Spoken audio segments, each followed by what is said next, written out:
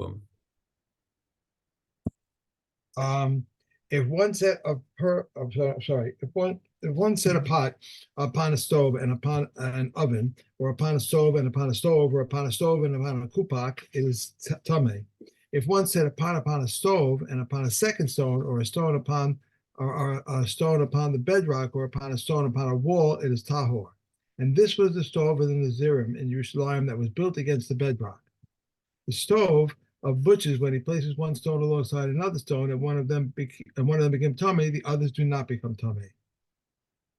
3 stones are made into 2 stones, and one of the outer stones became tummy. The part of the middle stone that serves the tummy stone is tummy, and the part of the serves the tahor stone is tahor.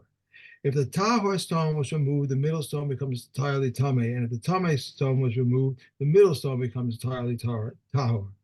The 2 outer stones become tameh. If the middle stone was large, one allots as much as is needed to set a pot on either side, and the remainder is tahor, but if it was small, it was entirely tameh. If the middle stone was removed, if a large cauldron can be set upon the stove, it is tameh. If the stone was returned, it is tahor. If the stone was plastered with clay, it will be susceptible to tumah from when one heats enough to cook the egg on it. Okay. Not yet. Carry on. No, I know. 2 stones are made into a stove and became tummy. And then one placed a stone next to one of the tummy stones on one side, and a stone next to the other tummy stone on the other side. Half of one tummy stone is tummy, and half of the tahor, and half of it is tahor, and half of the other tummy stone is tummy, and half of it is tahor. If the tahor stones are removed, the others return to the state of tumah. Okay. All right. Now we're going to be talking about the stove base, right? Which is called klasos. Okay, so which is here described as the stove base of householders which collapsed. So you can see in the diagram on the bottom of the page, there was a base, and the base fell apart. Right. Okay. If it was less than 3 tvachim, the damage, then this is still tameh, because it's still a useful oven, right? Shehu masik milamatan ukadera b'shele milamalan, because you can still light a fire in there, and you can still and you can still cook on top. Okay, yasa mikan tahor, but if it's more than that, then it's tahor, because that damage is too much for it to be used properly. Nasan even otzror. What happens if he now inserts a stone or a pebble into it?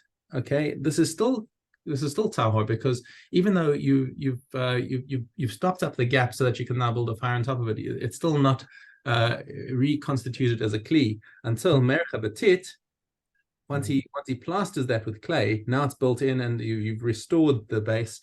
Mekabeles tuma mikan lahaba. Now it is susceptible to tuma again, but it doesn't have the old tuma. The old tumah got removed when it got broken. Right. Okay. Rabbi Yehuda betano shinisano alpi habor or alpi hados. And this was what Rabbi Yehuda said regarding the oven that was placed over the mouth of a pit or a mouth of a cistern. So if you recall, back in the previous Mishnah, in Mishna, in Perek Keilim, Mishnah Vav, okay, if you look at the footnotes on 312, Rabbi Yehuda uses this Mishnah to support his position in Mishnah 5:6 that an oven placed over the mouth of a pit or cistern is rendered tameh only if the fire on the floor of the pit can heat it. Okay, and so our anonymous Mishnah is taken as a proof to Rabbi Yehuda's view, since it states that when the fire which rests on the base of the stove can properly heat the pot, then the stove is deemed susceptible to tumah. But with the fire resting on the base is too low, then the stove is ruled tahor. So we saw at the end of the commentary there that Rabbi Yehuda disputes the Chachamim only when it comes to the initial heating of the oven, but he would agree that in general, an oven is certainly susceptible to tumah even when the fire does not rest directly on the floor. If so, it's inexplicable that Rabbi Yehuda should attempt to support his position from our Mishnah, which is not limiting itself to the initial heating of the stove, but is discussing a general rule of stoves. Okay, so it's interesting questions over here that the footnote raises. The further curiosity is that we should have no record of the Chachamim's response to this proof. Okay. therefore Tosfos Yom Tov says that if this Mishnah ever served as a proof for Rabbi Yehuda, it must have been in an earlier stage of his debate with the Chachamim when both sides were discussing general rules of ovens and not the initial heating. But our Gemara only records the final stage of their dispute in which they disagree over the conditions required for the initial heating. So in fact, our Mishnah does not serve as a proof for Rabbi Yehuda. Okay, interesting little observations over here. All right. Dachon. Dachon is a shelf that has sheyesh bo beis kibul kederis, and you can see the diagram nicely on the opposite page, where you've got a stove there and it's got a clip-on, right, and like a little clip-on attachment that's that you put to the outside of the stove. Okay. Tahor mishum kira. So it's not considered a kira. It's not considered part of the kira because it's a sort of a separate attachment. But tamei mishum kli kibul. But it nonetheless is a vessel in its own right, and it's a receptacle, and therefore, depending on what material it's made of, it will either receive from the airspace if it's a kli cheres, or it'll just from contact if it's a metal kli. Okay. It's like almost to keep things warm, keep things in the pot warm, not cooking it, but warm. Could be. Yeah. So regarding the signs, so whatever touches it is not whatever touches the walls is not tamei as a stove. It's on its wide side. That's which would be the side that's next to the oven. Rabbi Meir matahir, Rabbi Yehuda matame. Okay, so what's the argument over here regarding its wide side? So the commentary on 315 says this is the section of the stove's wall that forms the back wall of the shelf. Okay, it's referred to as the shelf's wide side since the shelf is triangular in shape, as we see in the diagram. And it's, okay, Rabbi Meir says this is tahor. He says that this section of the stove's wall is to be treated as part of the shelf and therefore impervious to the stove's tumah. As such, any foodstuff that touches this part of the wall will remain tahor. And that only applies to the outside surface of the wall where the shelf is attached. Obviously, the remainder of the stove's exterior, as well as its entire interior surface, still transmits the tumah of the stove to any foodstuff that touches it. Okay, where Rabbi Yehuda argues that since the primary function of this wall is to act as the wall of the stove, it's treated no differently than the rest of the stove and is therefore tamei. And the halacha follows Rabbi Yehuda. Okay, similar now. We're finishing off the Mishnah. Also, if one turns over a basket and builds a stove on it. Okay, so what are we talking about over here? The footnote explains, in this scenario, one inverted a woven basket and then built a stove on top of it. Now, that doesn't sound like something you should try at home. I know, I didn't think so. Okay. Now, the bottom of the basket is wider than the stove and provided a ledge upon which pots could be placed in similar to the function of the shelf discussed above. So here, the Mishnah rules that the same laws that apply to the shelf also apply to this basket. Namely, the basket is treated as a utensil independent of the stove and will not contract tumah from the stove, even though it's attached. Okay, in addition, just as the shelf retained its status as an independent earthenware utensil, the basket retains its status as an independent wooden utensil and is subject to the laws that govern such utensils. Okay. Yeah, kids, don't try this at home. Yeah. All right. Okay. So you've got the stove that broke in half. Okay. Now, as we've seen before, the stove is typically this big thing that's got these two openings. So you make the fire on the inside and you put your pots on the top and comes through those holes in the top. Okay. If it's split leorka, that's tower. So if you see it, this is the diagram that we see on page 317. That's split along its length. That's totally useless. You can't do anything with this because it's broken in a way that renders it functionally useless. As opposed to the case that you'll see on the next page, the rochba. If on page 318 you see it was split down the middle in between the two holes, but the two holes are still there, and you could actually still use each half independently. You could make a fire underneath it and still balance a pot on top of it. So that retains its tumah. That's why we say leorka tohara lerochba tameh. The kupach. Okay, so the kupach is the a kupach is kind of in between a stove and an oven. It can be used as both. Okay, but if it gets broken in half, bein leorko, bein lerochbo, it doesn't matter. It's still tahor. Why is the kupach is different? The kupach has only one opening for a pot in its top. So whether it is split along the length or its width, this opening will be destroyed, and neither half can support a pot, so therefore it's tahor. All right. The chatzer hakira, it's called the courtyard of the stove, and you can see the diagram over there. That's two different opinions of what that courtyard looks like, but it's basically an attachment that's stuck to the side of the stove that's meant to be holding pots or other things that are used for cooking. Okay.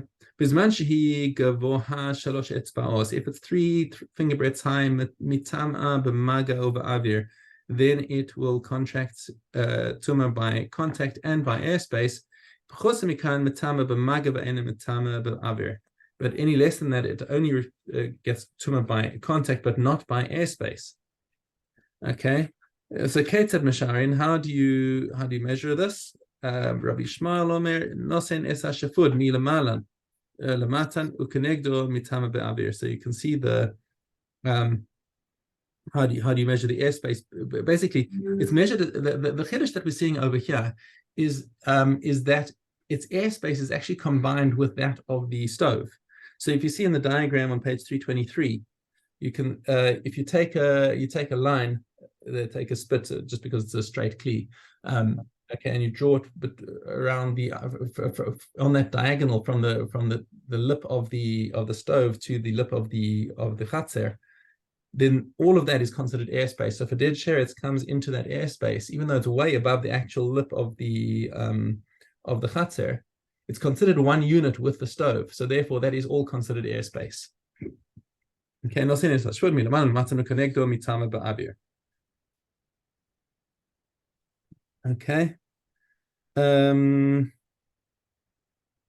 That's a difference in the Rambam.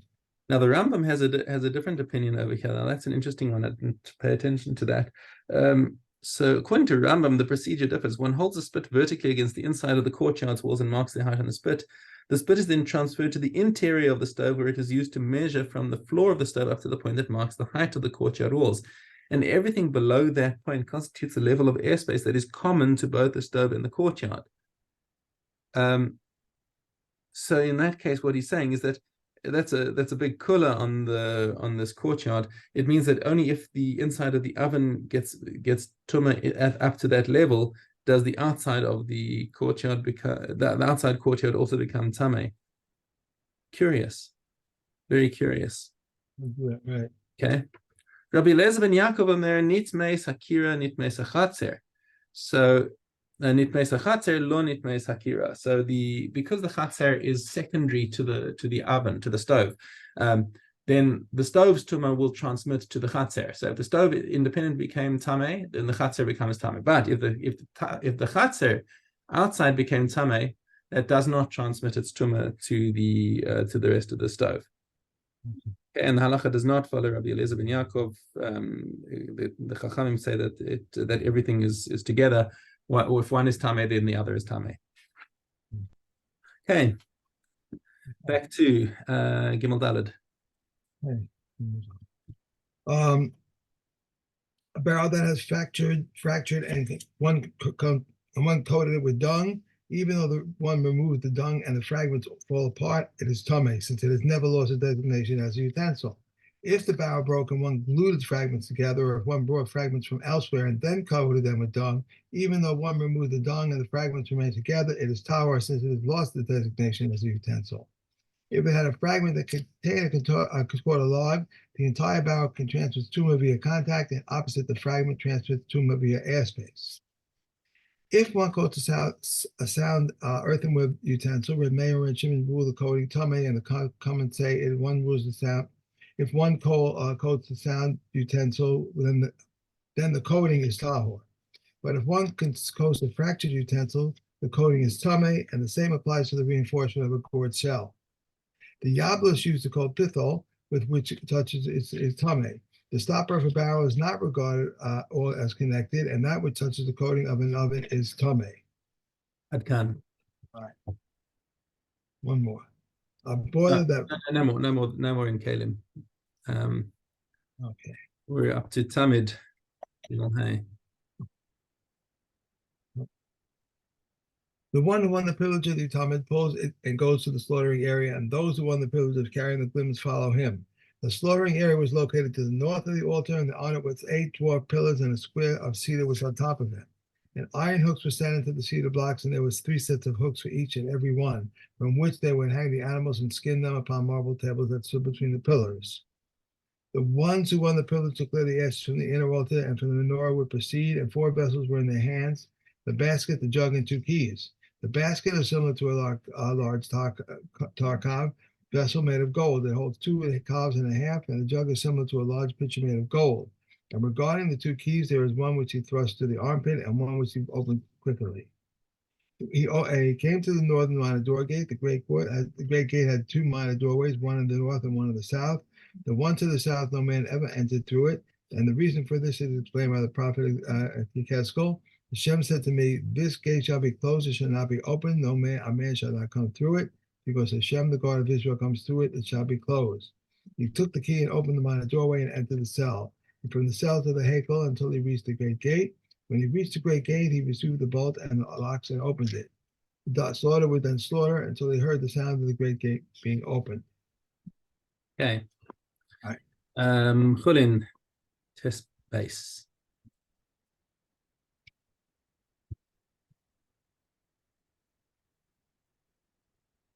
Okay.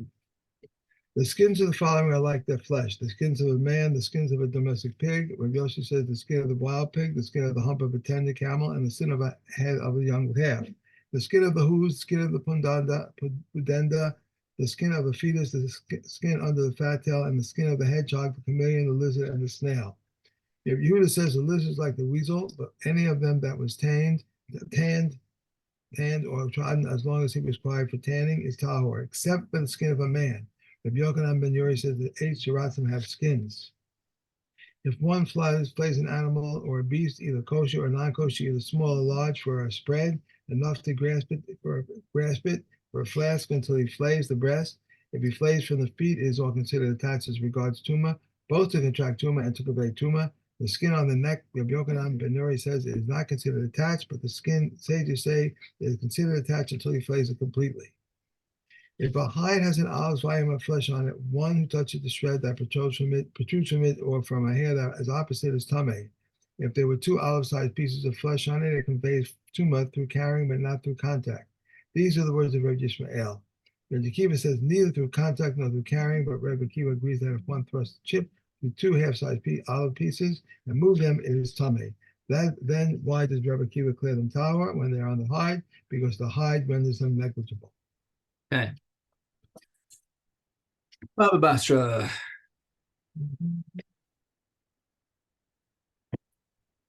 Yeah. If one sold wine or oil to another and they appreciated or did depreciate it, if it happened before the measure was filled, it belongs to the seller. Once the measure is filled, it belongs to the seller. Once the measure was filled, it belongs to the buyer. If there was a middleman between them and the barrel broke, it broke for the middleman. He is obliged to let 3 drops drip out for him, and if he turned it over and drained it, it belongs to the seller, and a storekeeper, however, is not obligated to let 3 drops drip. Rabbi Yehuda says only on the eve of Shabbos at dusk is he exempt. If someone sent his son to a storekeeper with a pundion in his hand and he measured it out for him an issa's worth of oil and gave him an issa, if he broke the jar or broke the issa, the storekeeper is liable. So if Yehuda exempts him because it was sent to him for that purpose, we can come and agree with Yehuda that when a jar is in the hand of a child and the storekeeper measured it into it, the storekeeper is exempt. A wholesaler must clean his measures once in 30 days and a householder once in 12 days. Reb Shimon ben Gamliel says the reverse is true, that a storekeeper must clean his measures twice a week and wipes his weights once a week and cleans the scale for every weighing. Okay. Right. Yoma. The daily sacrifice was offered with 9 kohanim or with 10 or with 11 or with 12 or no less and no more. How so? The sacrifice itself with 9, the sukkahs, one held a flask of water in his hand, thus we have 10. In the afternoon with 11, the sacrifice itself plus 9 plus 2 who held 2 logs in their hands. On the Sabbath with 11, the sacrifice itself with 9 plus 2 who held the 2 spoons of frankincense and the pot of bread in their hands. And on the Sabbath during sukkahs, one held a flask of water in his hand. A ram was offered with 11, the meat with 5, the intestines, the fine flour, and the wine with 2 each. An ox was offered with 24, the head and the hind leg, the head with 1 and the hind leg with 2, the tail and the hind leg, the tail with 2 and the hind leg with 2, the breast and the neck and the breast with 1 and the neck and with 3. 2 forelegs with 2, 2 sides with 2, the intestines, the fine flour, and the wine with 3. In which cases do the above apply? For communal sacrifices, for the personal sacrifices, if he wanted to offer, he may do so, and the flaying and dissection of these and others are the same. Okay. And we have Tavul Yom. Sheclonium graffles that broke, but the hook remains intact, are tame. The pitchfork, the winnowing fork, the rake, and similarly a head cone that had one of their prongs removed and one replaced with a prong of metal, they are tame.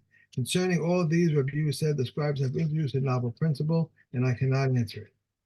One who was separating truma from a pot, and he said the truma is on truma. This is truma on condition that it comes up without mishap. He means without mishap of breaking or spilling, but not the mishap of truma. Rav Shimon says it means even the mishap of truma. If it breaks, it does not create meduma until where it can break and not create meduma, and as long as it can brawl and still reach the pot. Rav Yossi says even one who intended to stipulate but does not stipulate, if he breaks it, it does not create meduma. But this is a stimulation of the court. Adron Allah, Seches Tavul Yom, and we need one from Yadayim. Okay. A release of water is the minimum amount for washing hands for one person, even for 2 people. A half log is the amount for 3 or 4 people. From a log and more is the amount for 5 or 10 or 11. I'm sorry, even for 100 people. Rabbi Yossi says, provided that there is no less than a revius for the last of them, one may enter the second waters, while one may not enter the first waters. Okay. Good. That's it. That's it. Okay. All right. I got the whole morning ahead of me. Have a good day. Wait, before we go, tomorrow starts Hanukkah. So we're starting at 6:20.